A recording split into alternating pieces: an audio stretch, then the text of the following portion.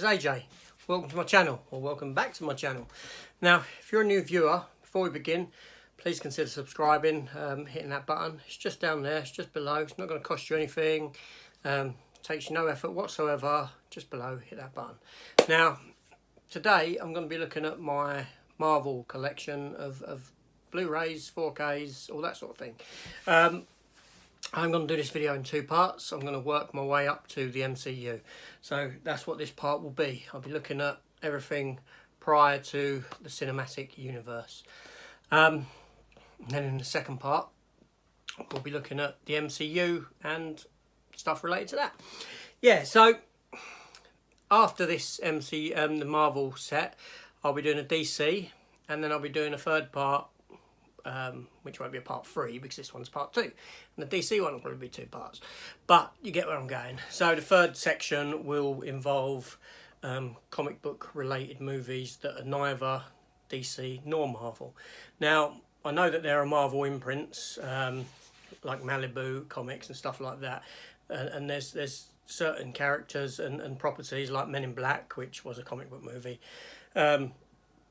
produced primarily by Marvel but under a different banner, that would be sitting into the third section, sort of like the miscellaneous type. This is to do with Marvel and you know, the characters that we know and love from the mainstream Marvel universe, so to speak. So like I said, without further ado, let's get into it, and yeah, we'll see what this brings. So I'm going quite far back now. So first up, I have, it's actually a DVD set. There will be a few DVDs in here. The Incredible Hulk TV series. Yes, this is that was upside down, wasn't it? So this is the TV series for the Incredible Hulk, following the adventures of Bruce Banner, or as he's known in the series, David Banner. Bruce David Banner. They're saying it's his middle name, went with his middle name. So yeah, Bill Bixby, Lou Ferrigno. It was a great series. It ran for 5 seasons. As you can see, a lot of discs in there. They're all the same art. There's nothing to show. But yeah, so that's the complete TV series on DVD. I'm not sure if they've done a Blu-ray or not of that. I know some of these series they have, like Knight Rider and that from that era, but I wouldn't really feel the need to have to upgrade that. You know what I mean? It wouldn't be watched too many times. So anyway, so next after that, I do have the 2 Hulk films, TV films that came after that, which is The Incredible Hulk Returns and The Trial of the Incredible Hulk. Yeah, so the series ended, but they decided to do 3 TV movies. 1, 2, and there is a third. But what's interesting about these ones is obviously in the trial for the Incredible Hulk, you get Daredevil appearing, his first on-screen appearance. He did have a black costume, and also in the Incredible Hulk Returns, which is the first of them, you had Thor. Yeah, not the Thor that we know. Yeah, he looks pretty different. But yeah, so it was great that the series came back as a as TV films. And then to cap it off, they done the death of the Incredible Hulk. Yeah, so the Hulk did end up dying in the end of this series. He fell from a helicopter from a high height, hit the ground, and reverted back into Bruce Banner dead. There was a bit of a missed opportunity because in the main series there was always this fella chasing after him to try and prove that he was the Hulk and all this sort of thing, and you know, he could never prove it. It would have been a fitting end had that geezer been there to witness the transformation back into Bruce David Banner. Yeah, but it never went that way, so there you go. Next up is Doctor Strange. Doctor Strange, I hear you say, but he's part of the MCU. No, not that Doctor Strange, this Doctor Strange. Yes, there was a Doctor Strange movie years ago. I have it here on DVD. Yeah, cheap and nasty. But yeah, I can't really tell you much about it. To be honest, I've seen it once, a long time ago. Can't really remember it. And then we have another TV movie. I think it was meant to be a pilot, but it never took off, which was Nick Fury, Agent of S.H.I.E.L.D., starring David Hasselhoff. Yeah, not the Nick Fury you know. The Nick Fury we know was based on the Ultimate Marvel's version of Nick Fury, which in the comics he was drawn to look like Samuel Jackson, and then they got Samuel Jackson to play him. Just because, yeah, he looked like Samuel, they based him on Samuel Jackson. So yeah, this was David S. Goyer directed this, or wrote it, one or the other. He went on to direct Blade 3. I think he was involved with Gotham, things like that, you know, TV series. So it was quite faithful to the character, I'll give it that. Not the greatest product of its time, but faithful to the character. Let me get these DVDs out of the way. So I've got some animated DVDs here. Doctor Strange, the animated film on DVD. Yeah. The Invincible Iron Man DVD. I haven't got all of the animated Marvel films. The Next Avengers, about a young group of Avengers. Again, that's DVD. And then I have Iron Man, Rise of the Technovore. Yeah. As you can see, Punisher, Hawkeye, War Machine, Black Widow in that. And another Avengers Confidential, Black Widow, Punisher. They're the main characters headlining this. Obviously there's other characters in it as well. Yeah, so that'll do it for DVDs. I'll rush through them. You know, but there are other animated films. Unfortunately, Marvel couldn't get their act together with animation, film-wise, like what DC can. DC are great with animated films. Marvel, not so much. But one last was a steelbook of Hulk versus. So this is Hulk versus Thor and Hulk versus Wolverine. And Deadpool does appear as well. It's great film, great animated film. One of Marvel's better ones. A lot of fun. Enjoyed it immensely. Apologies for that light reflecting on this. So let's get into the... I'm going to get rid of this. Sorry, one more animated. Avengers, Ultimate Avengers. So this was based on the Ultimates comic. 2 films in there, 2 discs.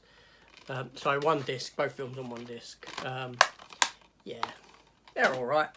First one was pretty good, I think, if I recall. Okay, so first up, now we have a Steelbook Fear, one of the earliest Marvel films theatrical releases ever, probably their first, I think. Howard the Duck.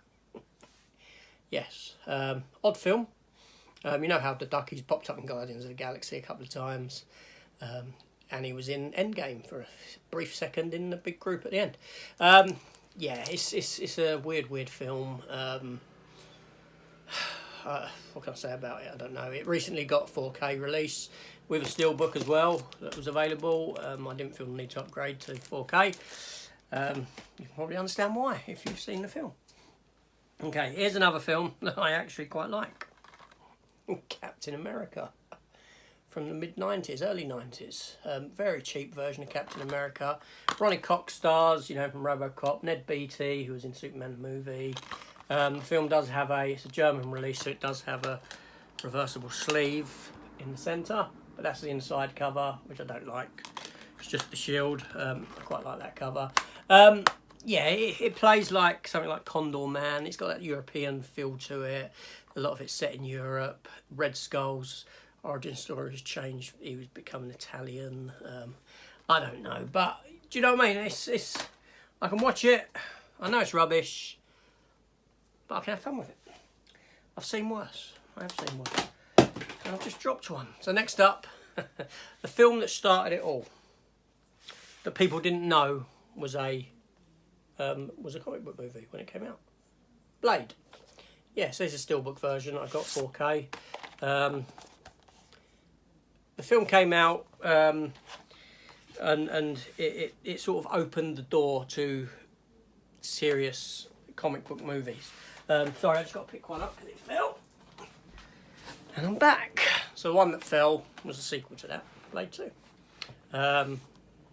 Yeah, this is directed by Guillermo del Toro. So you got Blade 1. If this was Alien, this is Aliens. It's the only way I can really describe them.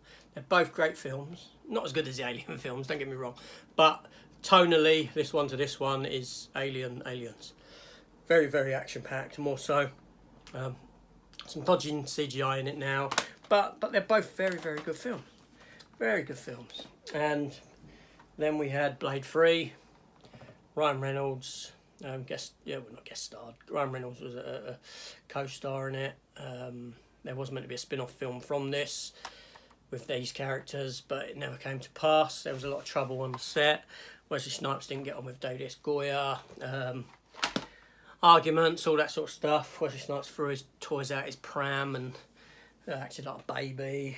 But then we go into Fox, 20th Century Fox. This is when, obviously, Marvel had sold all their rights to films to different studios, hence why it was all under different studios. So, Daredevil, yeah. Ben Affleck, Jennifer Garner, wonderful cast in this.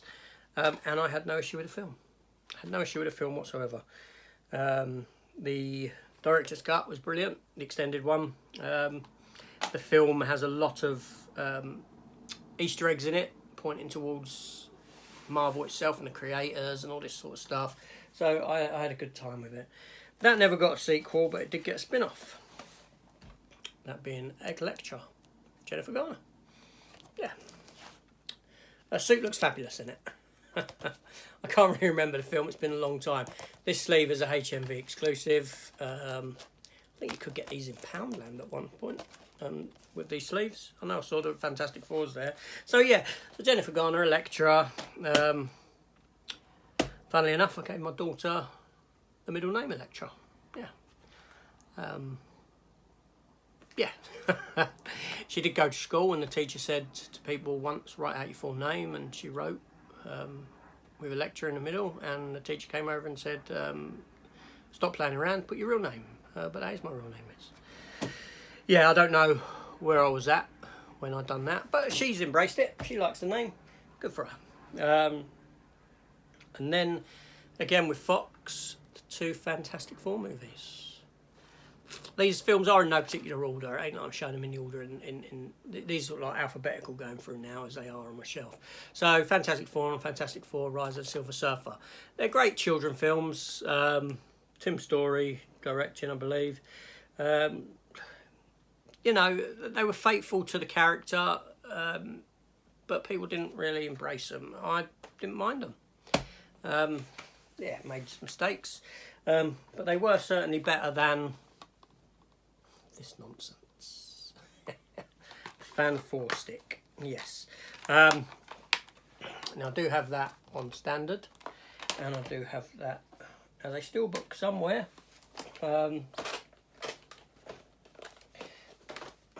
Which is there. Why have I got 2 copies of the steelbook? I cannot answer that question. But what I will tell you is that I didn't agree with the race swapping. I don't agree with that whatsoever.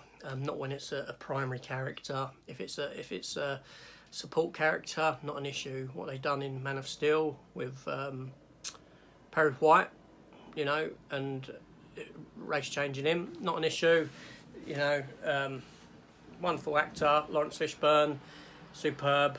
But, you know, as much as I would kick off about Johnny Storm being race changed, would you race change Blade?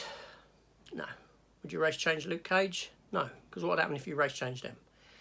You'd get a load of crap about whitewashing. And I wouldn't expect them characters to be race changed. No, I expect to see characters the way they've been conceived. Okay. Now, obviously there was, in the early 90s, there was another Fantastic Four film made, which I do have as a bootleg, and it's still sat in there. It's just sat in there loose. Roger Corman had the rights to this film, and they were close to losing the rights if they didn't get a film made or in production by a certain date. So they put $1 million down, made the film, it was marketed, but their intent was never to release it. They only made the film, paid $1 million out, just to secure the rights for a longer time for the film. Yeah, and that's what happened.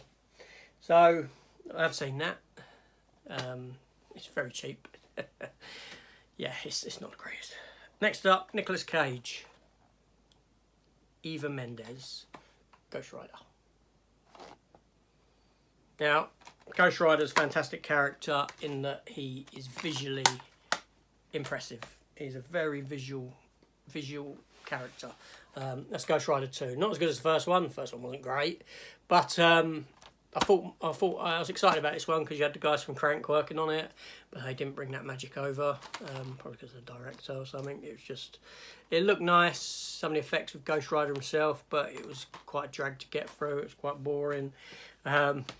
Ghost Rider suffers from the same problem as this next character, Hulk. Now this is the Ang Lee Hulk, 2003 I believe. I may be wrong with that date. This is the Ang Lee version, Steelbook. There is a matching Steelbook that goes with the Incredible Hulk. That's die cut on the cover, so you can see parts of the Steelbook through it. Now what I was saying about these characters is that they're very difficult to write for because they're human form, okay, but when they turn into the Ghost Rider or the Hulk, they're just a monstrosity that is very difficult character. You can't write for that. It's like a mindless monster, so to speak, with one sort of goal. Obviously, the MCU themselves have got around that by giving the character of Hulk a growth through the films, a progression where he's now become Smart Hulk, which is great. But when you've just got characters smash smash, you know, or Ghost Rider is just a flaming, you know, there's no character to that. It's just all about visual, so it does get a bit boring. Jumping back to the late 90s, we have the first Punisher film. Now this is the German release. You'll notice this coming up a few times because it does come with 2 discs. It's got the theatrical cut and what's called the work print. It's got a work print version, which is an extended cut of the film. It's in a very rough state, but it's got additional scenes, and that's only available in Germany. So if you want the Punisher, go Germany. Yeah. So then I have the UK Steelbook for that. Now obviously in that Punisher film, the Punisher never had the skull on his chest. The skull was just on the tip of his knife. But for the Steelbook, they did use a skull design, which is from the 2004 Thomas Jane Punisher film.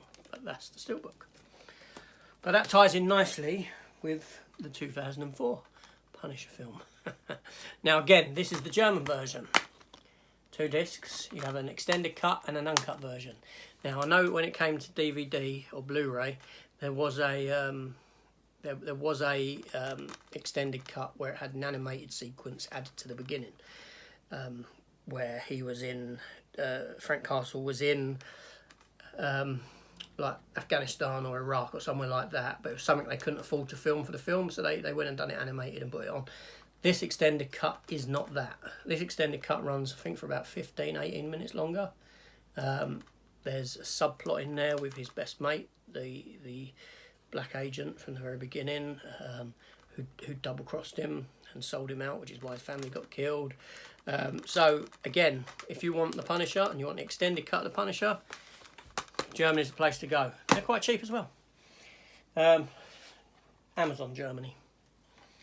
Then I do have the UK Steelbook for the Punisher. Now, Thomas Jane is my favourite Punisher. John Berthnell, not so much. Thomas Jane is. People who say John Berthnell's the best don't understand the character of the Punisher. I've read the Punisher from day one up to now. I've got videos on it of showing every single issue of the comic that I've got, which I have got all of them. It's about 8-part series. Check it out if you're interested. But yeah, so this is from someone who knows the character, who's lived the character for decades. Thomas Jane is the best. All right, I know they changed his origin in all of them. It is changed in the Netflix series. It's changed in the Dolph Lundgren one. The only one that hinted at it being correct is Punisher Warzone. Now again, German version, because I preferred the box. But it does say that it's an uncut version. I don't know if there's any difference between this, because I haven't yet watched this German version compared to the UK version. But that's the only one that I've got.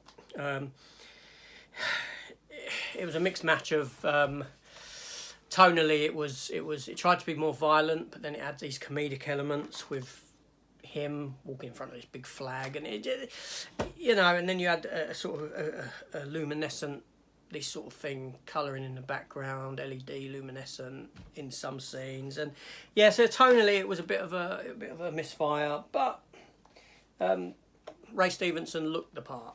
Ray Stevenson looks how the Punisher looks in the comics. How he was, you know, he looks more so than Thomas Jane, but Thomas Jane's my favourite. There you go. So going back a bit now, Sam Raimi, obviously Spider-Man. Now this came out, was made in about 1999, 2000. There was promotional material for Spider-Man where the Twin Towers were included. There's a trailer where a helicopter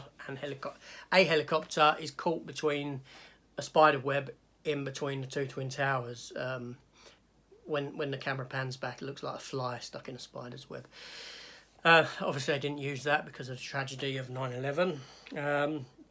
And there's also poster art that I did have as a child or a young person, on my wall of Spider-Man's eye, and you can see the Twin Towers in the poster itself. Yeah, so great film.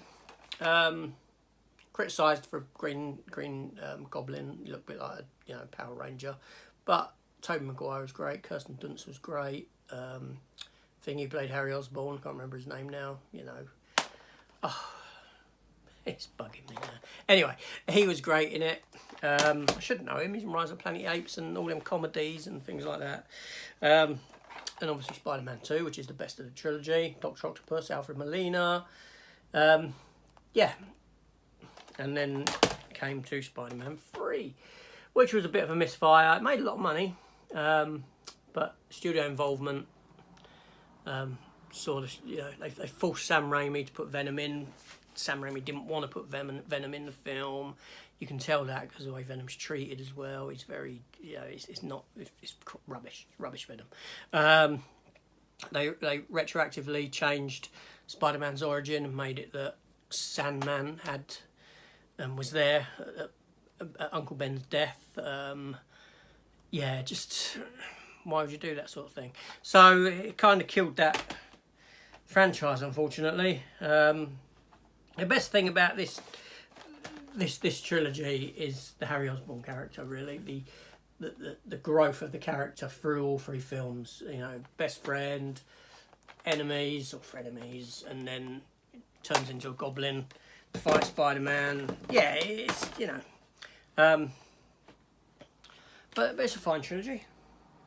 Next up, the Amazing Spider-Man, Andrew Garfield. Yeah, a bit soon. They came, the revamp came too fast after this series. It was only a short gap. It felt like this has only just come out, and then you're getting this. Andrew Garfield, I love him as an actor. I loved him in Spider-Man. I thought he was great. Okay, he looked a bit like Peter Parker when he should have been older, but this film I enjoyed it. A bit darker. His relationship with Gwen Stacy, great. Emma Stone, directed by Mark Webb. I wonder if he was hired just because of his name. And then you had Amazing Spider-Man 2, which just suffered from overkill of characters trying to set up a universe, and they ruined it. You had the Gwen Stacy death, which was great to see, but the suit, it looked fabulous. Rhino was ruined. I don't know. Goblin was crap. Yeah, so it wasn't a great film. And after that, I have Spider-Man Into the Spider-Verse. Fantastic film. Jake Johnson voicing Peter B. Parker. Jake Johnson from New Girl. Fantastic film, written like it was like it's a live action. If you watch this film and think to yourself, in your mind, picture it as a live action movie with real people, and it works. It doesn't come across as an animated film in its writing, what the characters do and all that sort of thing. Lovely spot glossing on there. So then we have Spider-Man Into the Spider-Verse again. This is the 4K version because it looks lovely in 4K. Just a fantastic film. Can't wait for the sequel. And then I have this here Steelbook, I'll show you. Now this Steelbook I got because I love the design. It actually contains 4 films. That's the back of the box. And it has got 4 discs in it. Venom, Into the Spider-Verse, Homecoming and Far From Home. Now I said I wasn't going to go into MCU territory. This is the exception to the rule. Yes, but fantastic book, Steelbook. Yeah, love it. Next up, Venom itself. It's the 4K version of Venom. Steelbook. Great film, really enjoyed it. It does feel like it could fit within the MCU, but obviously it doesn't. But if they ever retroactively had a deal with Sony and they said, yeah, let's fit them in, it would fit and slide in perfectly. It's got that sort of feel to it. A little bit darker, but you know, yeah. They sort of looked at the MCU and kind of copied that template, so to speak. And then I also have a standard Blu-ray for it. Lovely slipcase. It's got some sort of metallic sheen to it. Don't know if you can see that reflecting. I know the light's there. But what's interesting is the 4K version of this with the slip had a worse slip. It was just a picture, whereas this one had a metallic finish. You think they'd have put that on the 4K, wouldn't you? But they didn't.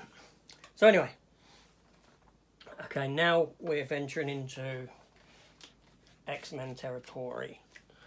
Okay, and that's where I'll leave this video after the X-Men, and then come back and do the MCU, which does go into the television side of it as well.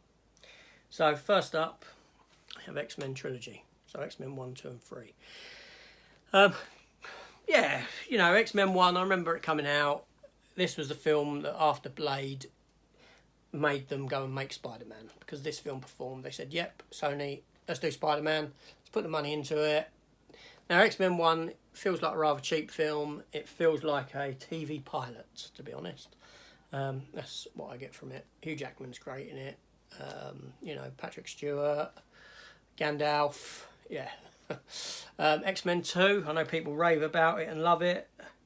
It's a good film. I never saw what all the love was. I mean, it was good. Yeah, it wasn't as good as what people were making out. And X-Men 3, obviously not directed by, you know, Kiddie Fiddler. Potential Kiddie Fiddler. I don't know his name. He went on to direct Superman Returns, didn't he? And these aren't my reading glasses, so I can't look at the back. I hate it when names go out of my head. Anyway, then we had the reboot, or you know, where they went with a younger cast. This is my favourite X-Men film, First Class. Brilliant film. James McAvoy, Michael Fassbender, Jennifer Lawrence, Kevin Bacon as the villain. I like the year it was set in. I like the look of the film. Yeah, and got a 4K version because of my favourite X-Men film. Next up, the Road Cut. Bryan Singer. That's his name. It just came back to me. There you go. So Bryan Singer came back to direct this. Good film.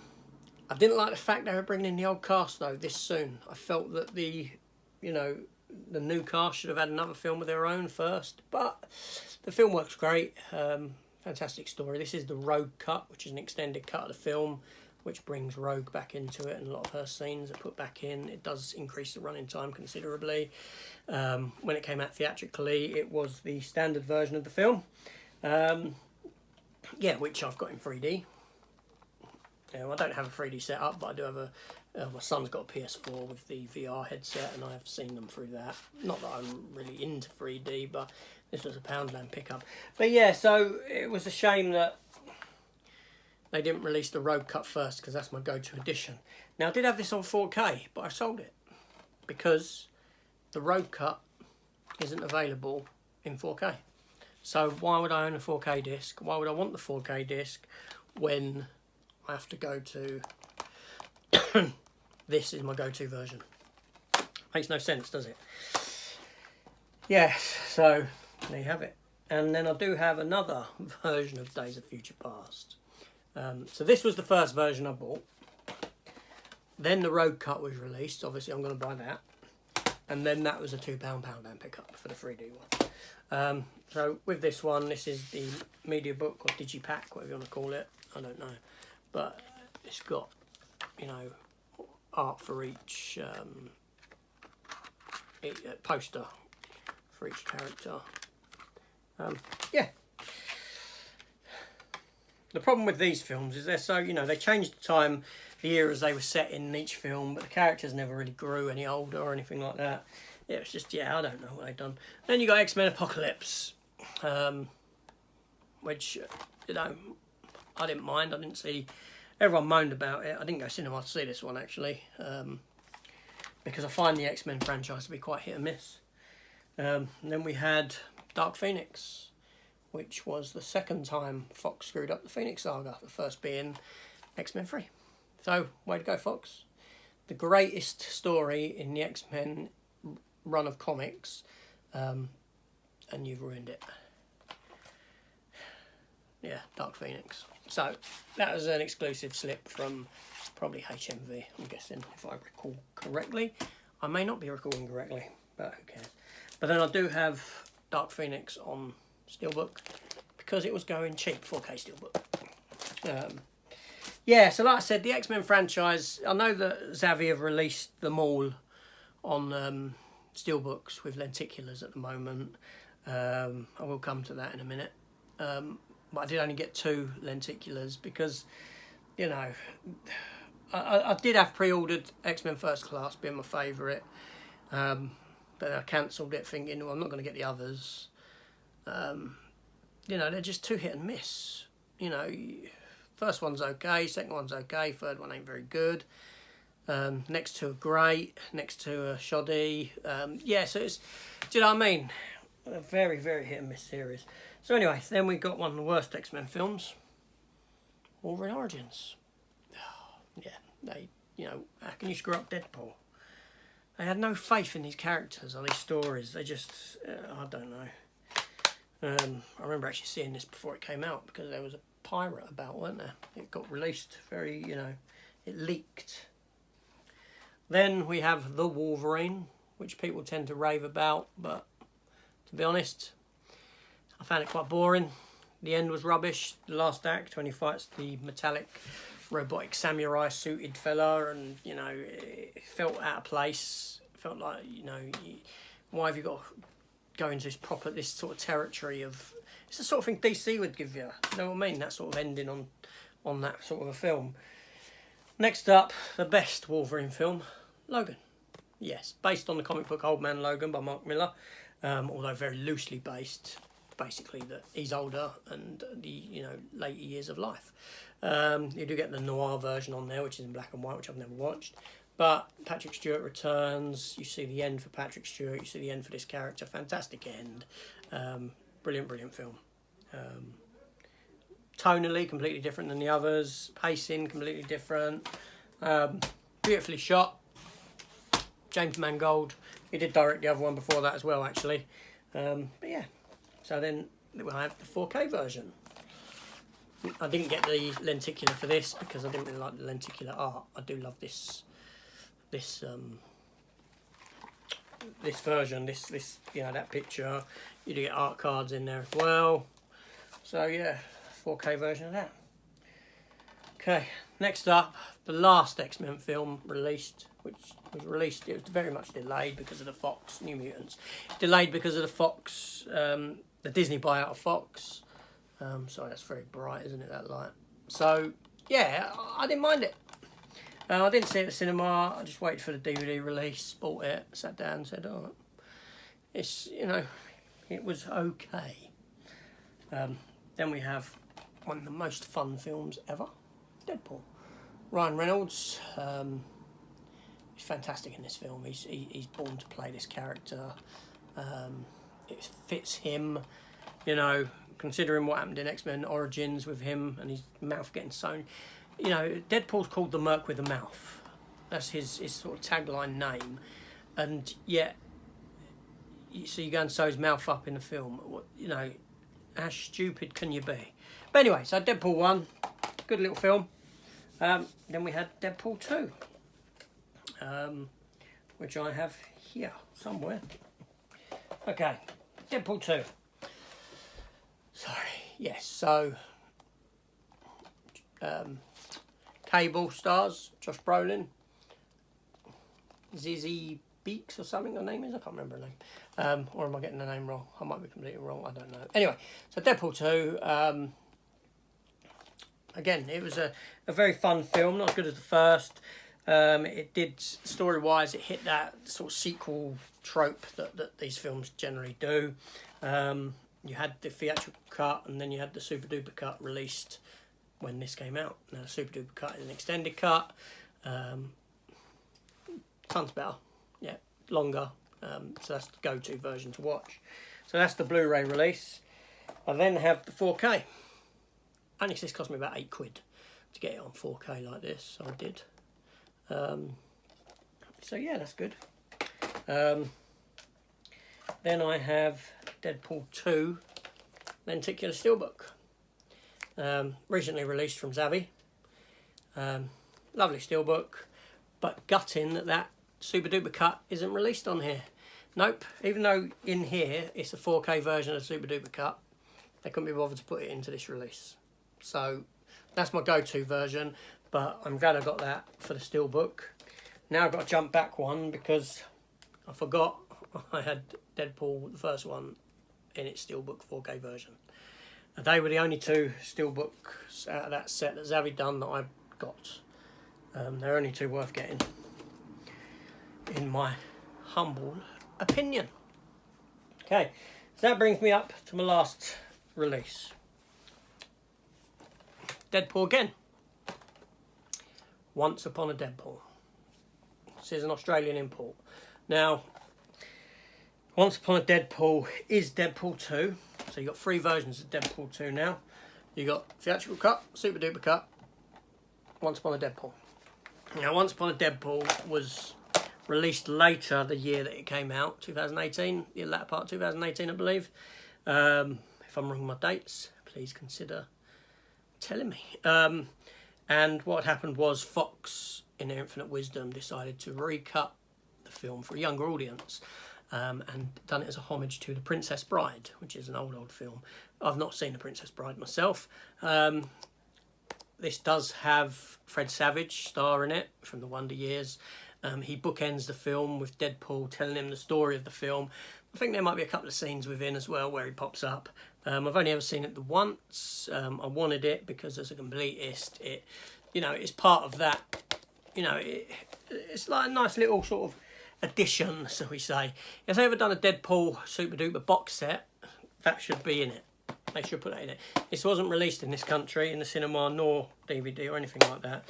So the only chance of watching it was importing it or watching an illegal download or something along those sort of lines. Which, to be honest, is how I first saw it. And then I imported it.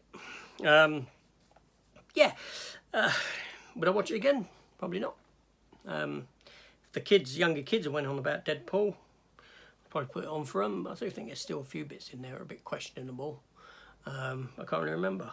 But basically, what the reason Fox released it is because they wanted a bit more of that. And they wanted to increase the take of Deadpool 2, and they've done it like this.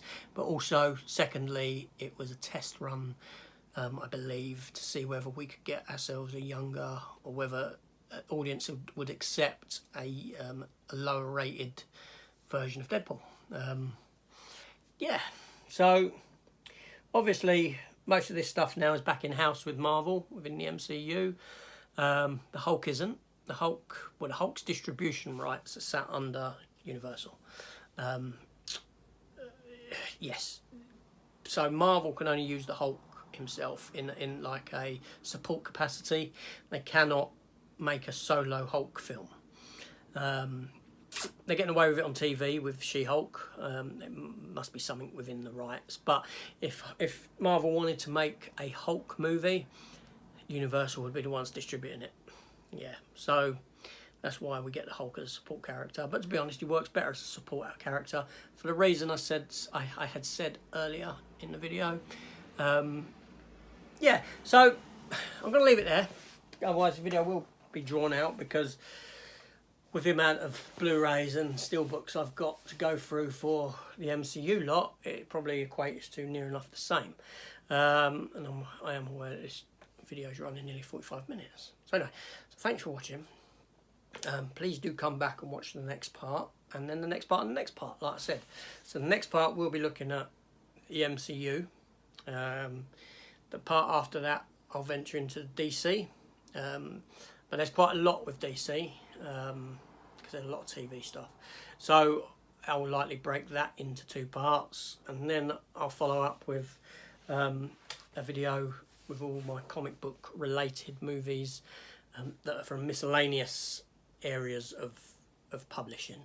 There'll be some surprises in there, some items that you might not have known were actually based on comic book films. Yeah, so, or yeah, comic books or graphic novels. So yeah, so come back for part 2 of this, come back for part 3, which will be the start of DC 2-parter. So yeah, so this is AJ. Before I go, please consider subscribing. Well, it's not up there, it's down there. The button is literally down there. Look, if I could reach out a screen, I can't push it. You can push it for me. Push that button, just subscribe. It don't cost you anything. I don't want no money off of people. I'm not one of them. You know, I just want to talk about what I like to talk about. So hit that button, subscribe, leave me a comment, and I'll be sure to get back to you. Give me a thumbs up. Thumbs up goes a long way. Share the video if you want to, and then hit that there notification bell, which isn't actually up there where I'm pointing. That's just screen. But yeah. Anyway, so this is AJ. I'm shooting off. Stuff to do. I'll go see Man About Dog, whatever. And I'll speak to you all later. Thanks for watching. Appreciate your time. Take care.